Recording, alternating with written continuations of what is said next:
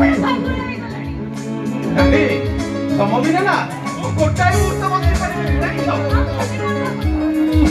ମୁଁ ତମକୁ ଛାଡି ବଞ୍ଚି ପାରିବି?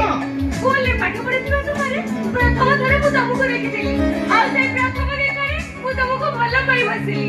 ଅନାଥ ଆଶ୍ରମରେ ବଡ ହୋଇଛି, ଆଉ ସବୁ କଥା ଜାଣି ସାରିବା ପରେ ତମ ଭଳି ଝିଅକୁ ଭଲ ପାଇବା ପାଇଁ ମୁଁ ହାତ ବଢେଇଥିଲି। ହେଲେ ମୋର କିନ୍ତୁ ଡର ଥିଲା ତମ ବାପାଙ୍କୁ। କାହିଁକି ଜାଣିଛ?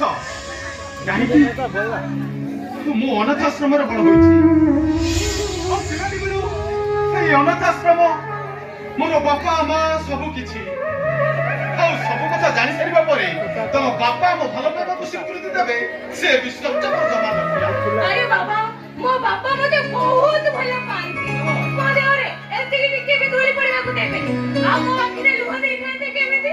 ଛାଡ ସେ କଥା, ଆସିଲ ଆମେ ଟିକେ ବୁଲାବୁଲି କରି ଏ ପ୍ରକୃତିକୁ ଟିକେ ଏନ୍ଜୟ କରିବା। କଣ କହିଲ? ଏନ୍ଜୟ କରିବା? ବାବା, ଏନ୍ଜୟ କରିବାକୁ ମନା ନାହିଁ। ହେଇ ଟିକେ ଉପରକୁ ଦେଖିଲ, କେମିତି ମାରି ଆସିଲାଣି। ଆଉ ଯଦି ବର୍ଷ ଯିବ ନା ଆମେ ଦି ଜଣ ଯାକ ପୁରା ଓଦା ହୋଇଯିବ, ବୁଝିଲ? ବର୍ଷାରେ କିନ୍ତୁ ଏ ଘଡଘଡିକୁ ମତେ ଭାରି ଭୟ।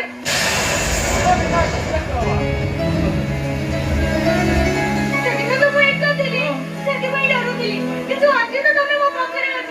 ଆଜି ଡରିବି କାହିଁକି? ଚାଲ ଆମେ ସାଙ୍ଗ ହୋଇ ଭିଜିବା। କଣ କହିଲ? ସାଙ୍ଗ ହୋଇ ଭିଜିବା? ନାଇଁ ବାବା ନାଇଁ, ଥରେ ଭିଜିଥିଲି, ପୁରା 8 ଦିନ ଜ୍ୱରରେ ପଡିଥିଲି, ଆଉ ଜମା ନୁହଁ। ଆଜି ପରା ମୁଁ ତମ ପାଖରେ ଅଛି। ଆରେ ଆସ, ମୋ ପଣତ କାନିରେ ପୁରେଇ ଦେବି। ଆରେ ଆସ ନା।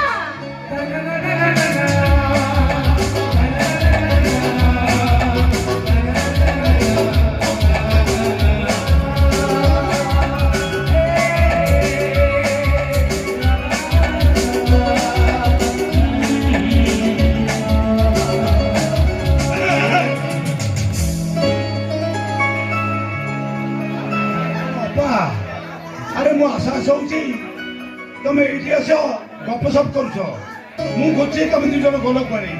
এ বা ସବୁତକ ଭଲ ପାଇବା ତୁ ଜୀବନ ଭରିକି ଦେଇଦେଲୁ, ଆଉ ମୁଁ କଣ କରିବି? ସାହିବ ବଦମାସ, ତମେ ତୁ କଣ କହୁଛୁ? ତୋ ଅପା ତତେ ଭଲ ପାଏନି? ତ ସେଇଆ ଲାଗୁଛି।